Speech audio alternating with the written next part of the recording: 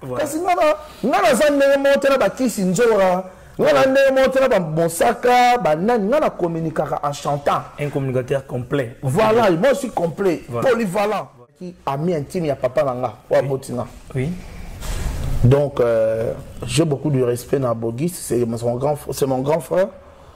Mais exemple ni na pesa nanga. Parce que Bogis il faut ça exemplaire pour na biso génération en cima. Mais exemple, il y a un personne qui a fait un mikolo. Quand les Canadiens vont traiter de personne escroc, voleur. Parce qu'il y a une éducation, oh, il y a une maman. Maman n'a pas ça qui est en Batalate, barata. Maman, on dirait Bogi, c'est aller qui est qui mokolo. Oui! Roger. Pour tenir ma propos bongo. Même si ceux qui paient Ezaki à solo. Voilà. Est-ce que solution est que les Canadiens médias? Dans les réseaux sociaux, ça s'arranger à l'amiable. Quelque part motivation, côté msou. Ils ont la jalousie pour la chaîne. Voilà, et on a maintenant sur Bimika parce que oui, on s'en fait pour deux. Bogi ça un chanteur. Oh. Un chanteur, Bogi ça un parolier. Sur Bogi ça zelani. Soit un musicien. C'est bien un musicien. Ben il fallait ça l'orchestre. Ah banda pour bimsa balba on peut biso peto bina ngo. Batalate, barata. On est voilà, habite qui peut. Il y a des gens qui y a orchestre on tangi ndeti nani alinga contredire. En privé non, ebiso ngo bani. Et ayo lo ben on a est-ce que comme ça on a privé. Mission avec jaloux. Bazo tcha papa chéri na erreur. Voilà. Président JB permet à comment au travail quand il mon ba porte-parole. C'est pas bien. Bango ba les karaté, on dit ça va faut. Président JB piana à comment au bondara il mon ba porte-parole. Voilà. Ba bondara il na ba porte-parole na yi. On a blanchard mosaka kuna dans actualité mais il y a BCBG quand il fait ça là. Et on a côté kuna Roger nganu papa chéri pe kuna mais bato na msusu lo ba.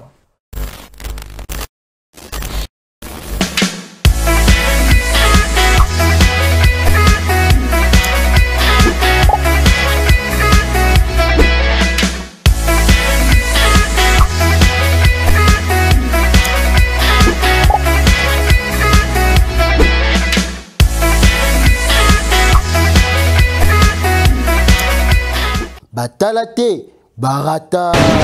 Très heureux de savoir que vous êtes nombreux dans le monde en train de nous suivre. Vous êtes bel et bien sur la chaîne YouTube Bon Officier Télévision. Salut très chers internautes. Binobot Bozo occasion Kolanda Bisso. Donc Bochara Pena mon sa part Bozuita na Bino juste pour nos Kolanda actualité na Bino et nous serons toujours là pour vous informer parce que c'est notre devoir. Donc tous on a pour nos copies nos actualités. Il y a musique congolaise parce que la musique congolaise c'est la priorité. La musique congolaise c'est la base. Mais avant tout, je salue nos partenaires. Vous savez très bien, c'est grâce à Bangonde que chaîne Oizo qui est toujours le bosso. Là je vois Papi Chili, les potentiels de Montréal. Je pense qu'anniversaire les Kitoko, Mimindo Me, Bijou Beleza, les seuls patrons suisses de Boarbonga. Donc grâce à toi, Mambozo Pes m'a toujours continue toujours évoluer. Et sans oublier l'héros dans l'ombre, Steve Kachala. Donc il travaille à l'ombre, notre caméraman. Comme vous savez, aujourd'hui dans ce plateau, je vais accueillir une personne exceptionnelle. Il est exceptionnel parce qu'il fait la fierté à ma porte-parole. Donc hier, ça la Rona Lingala. Donc il fait vraiment la fierté de la langue, notre langue qui est les Lingala. Et puis il fait la fierté. Voilà, on est complexe comme on dit, en tout cas français, mais il y a pas ça la Rona Lingala. Donc à marquer print même si bani goleke belé mais to baraka mutu mo ando porto alo bakana lingala o nanga mo wele kilanga na ebi lingala na bienté voilà tous en est là plateau to sur la maison mère rien que maison mère donc il peut not toucher les bandes nous allons parler maison mère parce que il ils importent pas les gens dans maison mère donc il s'appelle voilà. Vous découvrez bientôt Steve Kachala. Même moi, je suis invité, invité spécial dans la journée à Lelo. Bonjour, bonne santé. Ouais, je suis la meilleure chaîne Oyo Bwanga TV. Je suis Papi Cheli. Anniversaire fait ta mère en Nenga Kolodimba. En tout cas, je suis Deborah Bwanga. Pourquoi pas appeler Steve Ndenge Azo Larsabino Bomo na mboka puis Roger Nero dans l'ombre donc voilà puis Roger mon mboka ngai voilà puis Roger j'avais un message pour toi oui que moi je suis un admirateur de toi ouais. Dans ce que tu fais en plus en lingala oui Parce que n'importe ceux qui peut certes former déjà pour remplacer parce que porte-parole en français mais toi tu le fais en lingala notre langue. Ben c'est un esprit patriotisme. Voilà. Donc moi je suis un patriote. Dans ça patriote, dans un moto on a linga consommant congolais. Voilà. Ouais, moi linga consommant congolais. Pour français oui, tout le temps. Moi je vais étudier. Voilà. Tout le temps bien, on peut parler ça, faire même des discours ici, c'est pas un problème. Mais bano abiso babota ma babikeli ya poto bande on abiso bana banda o ba yebite ke langue na biso za lingala et l'on est toko yebisa ba puisque biso toza ba éducateur de masse, voilà, toi ba leader d'opinion de toza parce que lorsque nous passons na ba télé il y a des gens qui nous regardent ba s'attendant à quelque chose et pas na biso dans un concert on n'est pas ba maître mandongala ba grand frère ba yebisanga puis Roger pour moi boza batu mikete boza batu minene hier Willy Opelela un mutete le Japon abi au monde lorsque bolé kara na ba YouTube na ba TV to vanda na ba famille na biso to tala bino alors to zela quelque chose pas na bino leçon mo voilà ya un moninga na ba ki non français ba Roger Ngandou ba King Tequila déjà ba lekan ba sala ngo ba DJ Dimenene lingala. Il y a normal à biso tokobaki noiserie. Baza déjà balobango. Mais qu'est-ce que je dois faire pour notre public? Il y a un monde naie la bino le quota lingala donc l'originalité. Oh ba papa na biso ba makoto nda mizinguma. Ba banda osala. Oh ba papa na biso bolo wa bonza kwa ba banda koloba. Ba papa e kamba e yoleka. Oui bango. Plutôt Congo j'étais sali papa. Voilà. Ba papa na biso lisimo. Oui bien. Et kamba na eli mais lisimo voilà. Papa j'entends missing. Ah bon? Animateur à BCBG, papa naye, azaki journaliste à Lingala na RTNC. Donc papa ba pesibiso elengi ya loba Lingala o lelo c'est pire au Japon ndo ra mbota la banso bozuli bakuli nene ya boyandi lolaka ya Congo mo mboka pire au matarata mabino moko mo lelo boyambinga awa na kati ya matarata la mayene tando ya bwanga TV pamba to ka ko betelo nchocho to ka ko pesa bino masango mambi matali elombe mo bali mo mboka wera son mo etoza ko tombela mbote nene ya lifiki pe ya limemia wa pesike ezwami pona nini te na ko kende penda mozindo ko tombela mbota ma elamu na molonga ni ya patron nga. Maman Sylvie, maman Sylvie, maman Pasteur, donc tu tombes lié voilà, c'est ça qui fait la force des maisons mères, des Wenge Musique Maison mère de la forêt. Voilà, là c'était une parenthèse. Après, tu as eu 5 mois encore confiné à la maison et maintenant confiné. Mais si le Weranson pour la première fois apporté dans Chetemba, tout le monde a dit spectacle que les gens ont donc démonstration avec la force de Igwe de la forêt, tout le monde qui m'a dit ça. Toi, tu étais présent. Conseil les cas qui ndengeni betela biso za ki ndengeni conseil en tout cas le couteau m'avait bandé na zalana patron na Weranson ça fait plus de 22 ans ngoyo. Quelle fidélité, 22 ans c'est trop. Oui, moi j'étais encore enfant nous. Je l'aime, voilà, je l'aime. C'est depuis 1997 que je suis à côté de Weranson. Wow. Donc non la monnaie azweloko na grandeur au ndenge azwaki concert wana. Et surtout qu'il y a Kinshasa parce qu'il y a trop sur mais vraiment tout le monde démonstration spectacle à Sakanate donc non Weranson a ça la différence hein puisque village Chetemba depuis la village Chetemba oui il y a pas mal de concerts bétamana mais Weranson a ça la différence. Il y a un moment où Weranson a préparé vraiment à conséquence à préparer vraiment sérieux. Voilà. Weranson vraiment ça la préparation sur le plan marketing, publicité, sur le plan organisation, donc suivi. Weranson vraiment à travailler en dire un mois mobimba et résultat résultat on moni débordement. Concert débordement donc batte belé bazangi ba place batte mili banda tandis que il y a eu des billets VIP et billets ordinaires vraiment il y a on doit que s'excuser na combat Wenge Musique Maison mère na ba excellence belé bayaki mais ba koka au côté pour kaka débordement zalaki bolimbisa d'ailleurs Weranson azako luka à se rattraper donc il y aura un concert. Auto annoncé Bino dans 2 semaines. Voilà, il y avait un plein à craquer parce que tout le monde avait délégation. Oui, même Badjika, Bana Poto vraiment Bayaki. Baya Wili Pensier mais Batinde ba délégation. Ba Papi Kaloubi, Atinde ba délégation Yaki on a vu président Golf qui ont la dégâts matériels. président de tous les fan clubs du monde.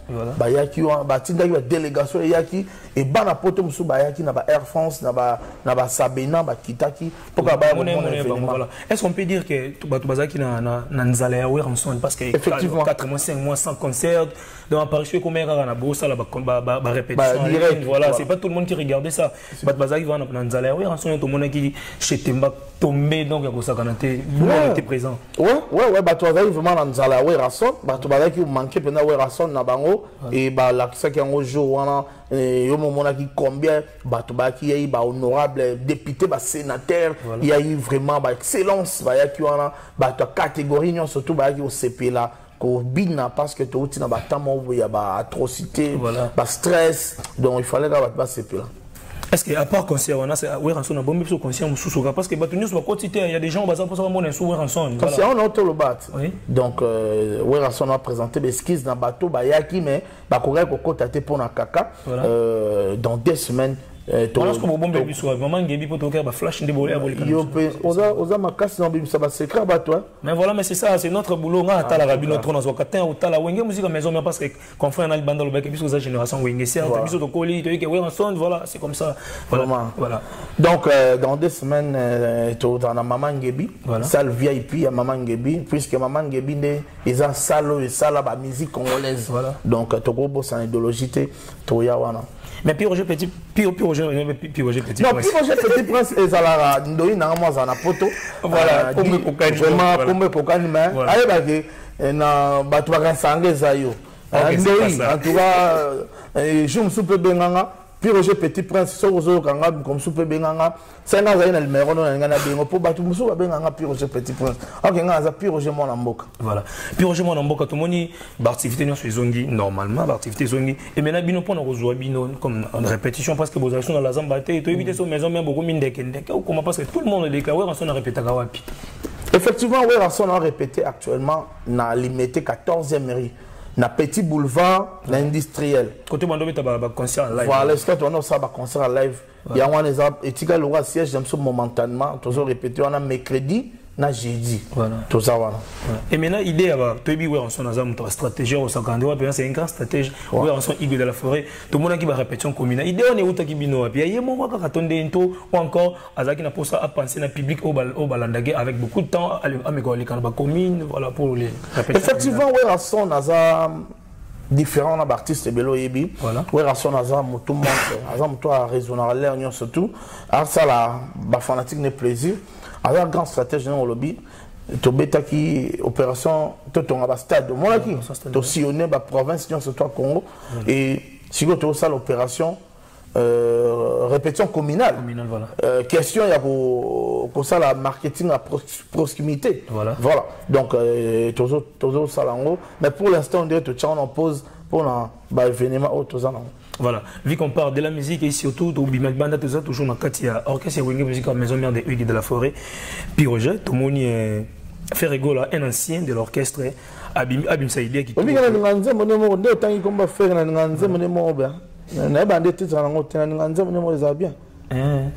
voilà, fait rigoler un grand chanteur. Au cours de la vie, parce que dans le répertoire, puis moi, on peut faire rigoler. Voilà. Boyaka cimetière teo po bolingo esalema pona batonga bakelanga pona yo ozoluko boyanga nanko mabenini ozinga lobasongo komina basuso yango ngala komile passé nalinga ngomi. Voilà, c'est un grand chanteur à faire rigoler. Puis Roger Tomoni a annoncé qu'il dans une émission il y a chaîne moi Mboka na biso a annoncé que à pour ça les anciens du groupe Maison Mère ou Betana Bango à l'époque. Voilà, toi étant un analyste de la musique congolaise, bien sûr. Et puis, moi, quand il va guerrier à Maison Mère, au moins, on a une idée. Bon, ça, il doit bien. Il doit bien. J'aimerais aussi contacter Bisso, communicateur, Maison Mère, ça peut bien. C'est tout un projet. Je vous dis que c'est une très bonne idée. Très bonne idée. Au moins, nous devons vraiment chasser polémique dans la musique.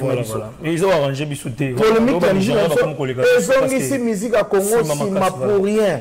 Tandis que Bissou a force à musique. L'équipe en Afrique. Parce que ils ont utilisé la musique dans Bissou, ils ont modification. Mais biso mon set aussi mais le boko na le boko ba musique congolaise je vous jure que batona ba télématé peut mettre la musique na biso et to c'est un peu ba konzamboka gouvernement république ba soutenir ba musique congolais ministère de la culture idée à faire ils a bonne idée il y a aussi l'album ko inviter ba anciens collègues naie ko contacter bango et ça bien to revivre sous ba bilingue wana ba kibwisa pipa.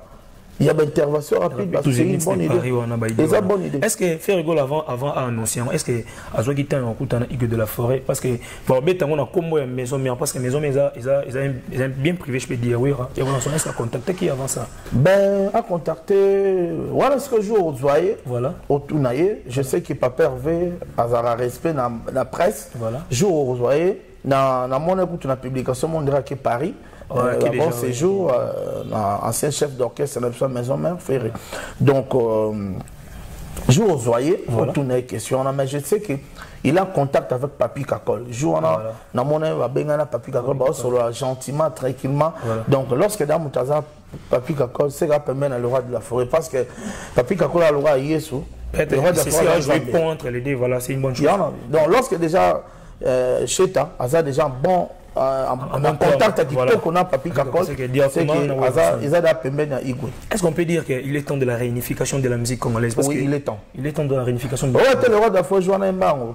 Tolingana tosali sana tosali bato bekolo moko yawe atinda biso tolingana yawe pesa limbisani bango tolingana tosali sana faire Richard de Poule bato bagangi voilà.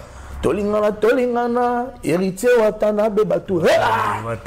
Tolingana, tosalisana, c'est Léo Scramé, papa m'a pas ça. Batu. Bah généraux vraiment à maison mère. Voilà bah généraux. Bateau bayana ba brique, bayana ba ciment, bayana ba zélo. Donc on a quatre sa maison mère. Voilà bah fierté ou une musique à maison, bah Gianni. Oh, vocal à Jano na linga repesa nga maratro. Lele milele oh ngai mai ndombe. Wabelorango shel dansukula. Lele walala mami ye oh mama. Malou premier. Nalela pe mingi oh shele moto molela. Ozwana nga ya pasi lelo na komi moto nanga. On a des émoncagnas. Purger, bien. Oui, ça purger. Un communicateur n'a pas façon d'aller. Parce que nous avons monté la Kissi Njora. Nous avons monté la Bonsaka. Nous avons communiqué en chantant. Un communicateur complet. Voilà, moi aussi complet. Voilà. Polyvalent. Voilà. Si on a communiqué, on a vendu la mer, même dans le Pesa, au Royoka. Si on a communication en chantant, na zawana. Olingo ya pe na théâtre na sala pe théâtre. Voilà, je derrière moi on a Alice Boy Fondation. Et puis voilà, donc on a un communicateur mot différent, il y a au moins na sala la différence na bato mususu. Voilà. Puis aujourd'hui, il est temps de la réunification de la musique congolaise. Il est temps.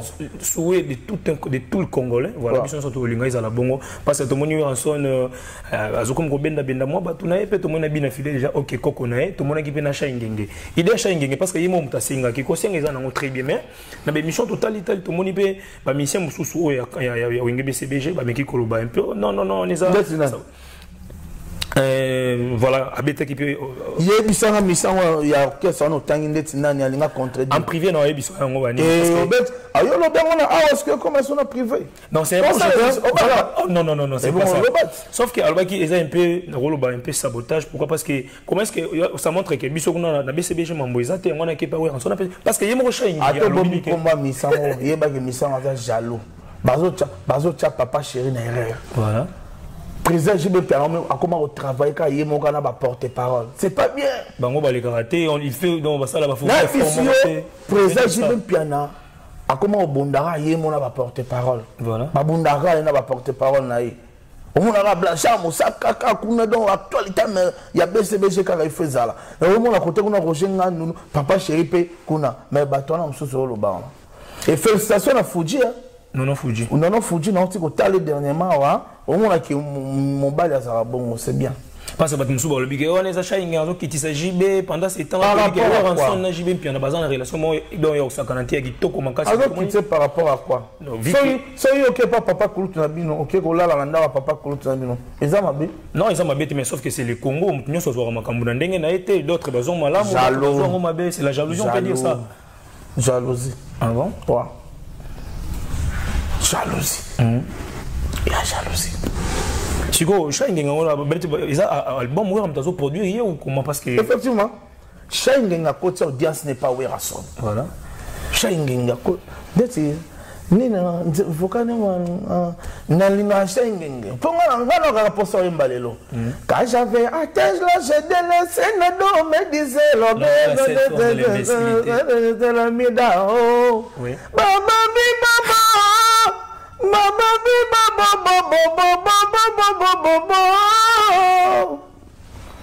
Excellent chanteur à Bongo. Carrière n'est là la cabo. Jamais. Tandis que on a ba faire ba obeta ba Zénith. Ba peka ba na wenge.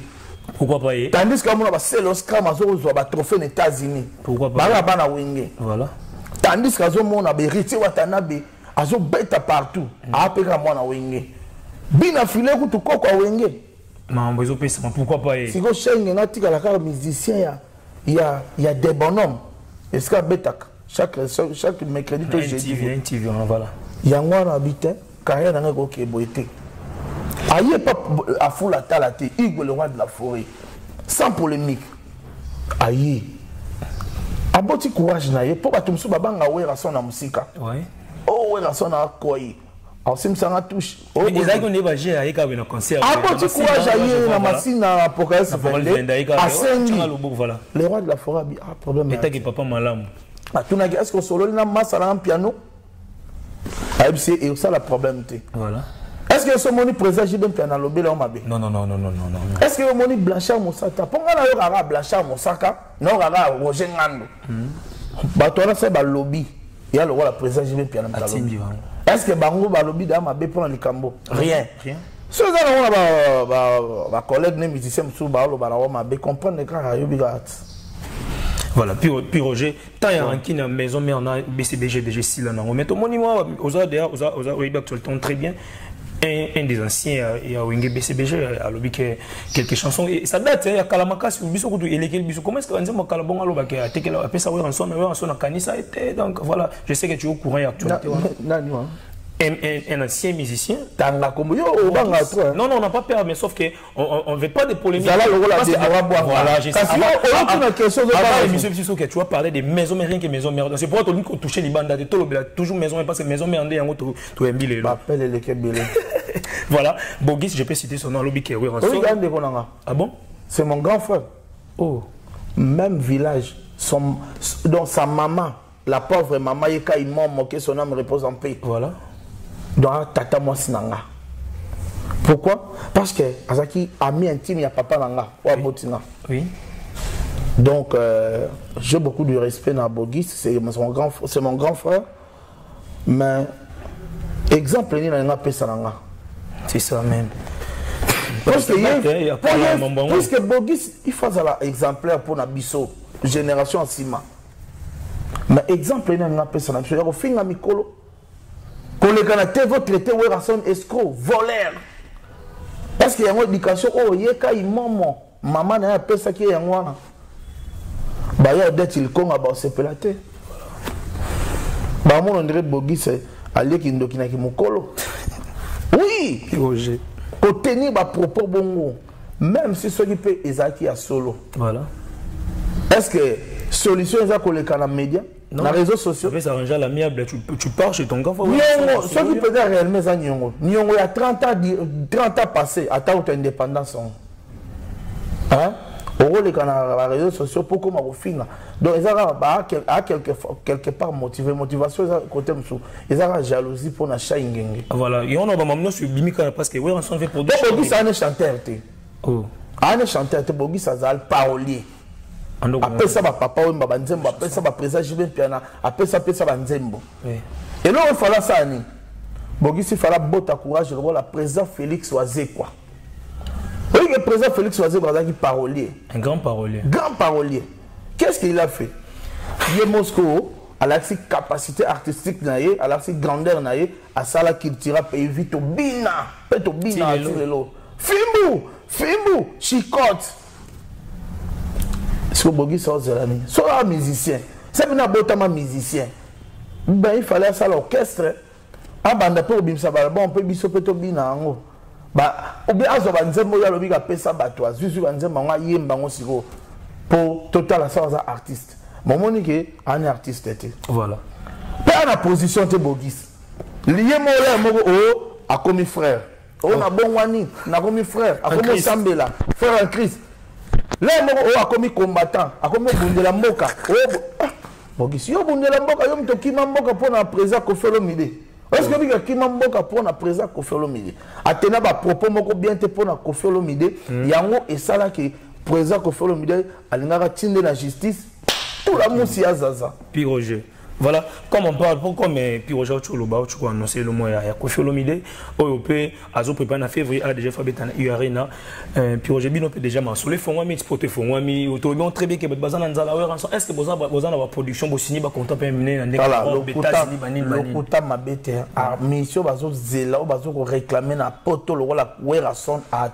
Mais ma conscience, contre les années, je peux dire. Na minute, on a la surprise. Voilà. On ne veut pas parler. Mais bientôt là, on a pu Roger en costume, cravate, dans Vandine, dans le programme ou à poto. Là, on passe directement qu'il y a des bêtes dans la salle à miner, dans poto. Oui, la sonne n'a rien à prouver dans la salle à poto. Ça, c'est un article là, on parler des sports. On a un bête en parler des sports. Si le lot de son article parler des sports, on a un bête en voilà. Mais si on peut mettre bête en poto, mais il y a un problème. Les combattants. Est-ce que vous avez dit que vous avez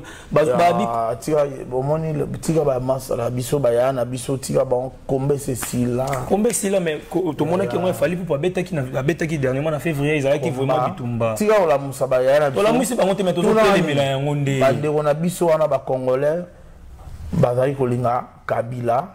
Régime déjà changé. Atika pouvoir effectivement payer et salami bongo Kabila zé sauté. Il pour moto à pouvoir les lots à combattre le bango. Voilà. Il faut combattre à Bunda ou tout le monde l'aéroport.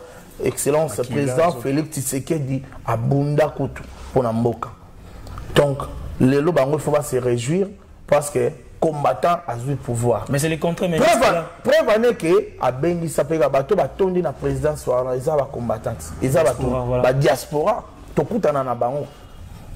Agout moi on a coûté un jour dans la 7e mairie Nathalie on a vu trop comme tu penses à concert à Werasona papa ou mana LC hier on a mon akaye pour bonzaï Nathalie si on a tel ba petit on a koulou na ba mena ba blon na bango ba ida mabeye biso to abata mabete biso to zong ça mabete baba congolais c'est vrai que souci na bango ezaki régime changé to ko contenir ba rigueur. Mais franchement, c'était un combat noble. Il combat dans le régime est changé. Est-ce qu'on a dit que combat ils en ont sauté. Il y a quand même tout le monde dans la vidéo, non? Maintenant, c'est déjà. Mais nous sommes ça que musique dans le quitte toujours parce que pour nous, c'est ça que nous devons bannir et en ligne. Tout sauter page. Voilà. Et ça qui fait que bon, nous allons abéter tous des concerts. Voilà. Il fallait abéter voilà. Et là on dit ma mission comme le basala. Et elle au à son salle qui n'a tant de concert à fallait poupa. Voilà. Il y a quoi soutenir. Voilà, soutien entre oui, on a fait un message pour nous fallait poupa que tout le monde te soutenir fallait. C'est un garçon à lobby le bateau ça tu peux bateau ça qui il y a un money et ça et bêta malgré